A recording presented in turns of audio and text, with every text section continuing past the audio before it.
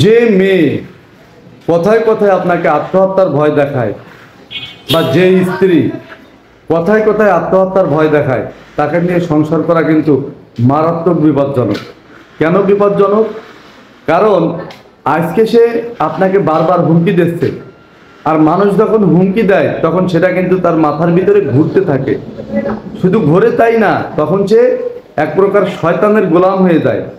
আর শয়তান তাকে বারবার ফসলাইবে, যে কোনো কিছু হোক, সামান্য কিছু হোক, অমনি সে কিন্তু আত্মহত্যা করার দিকে ঝাঁপায় পড়বে বা আত্মহত্যা করতে চলে যাবে।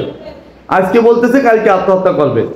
আর স্বামীর বাড়িতে থেকে যদি স্ত্রী আত্মহত্যা করে, স্বামী থাকা সত্ত্বেও, তাহলে কি হবে? মৃত্যুদণ্ডটা একেবারে কনফার্ম হয়ে যাবে। এই রকম পরিস্থিতি যদি আপনার হয়, এরকম স্ত্রী নিয়ে যদি আপনাকে সংসার করতে হয়, তাহলে কিন্তু অবশ্যই থানায় একটা জিডি করে রাখবেন, যদি থানা জিডি নেয়। কারণ সে আপনাকে বারবার যে হুমকি দেয় সেটা কিন্তু সাধারণ কোনো হুমকি না। আত্মহত্যা মানে কি বিশাল ব্যাপার। সে যে আত্মহত্যা করছে এটা কিন্তু পরে আর প্রমাণ করা সহজ হবে না, অত্যাধিক মুশকিল হয়ে যাবে যদি আপনার কাছে কোনো প্রমাণ না থাকে বা থানার কোনো জিডি না থাকে। কেননা সে সবাই বলবে, শুধু সে কেন, সবাই বলবে তাকে মেরে ফেলা হয়েছে, হত্যা করা হয়েছে, হত্যা করে ঝুলিয়ে দেওয়া হয়েছে। এজন্য এই আত্মহত্যার কথা যারা বলে, এদের সাথে সংসার করতে গেলে ভেবে চিন্তে করবেন।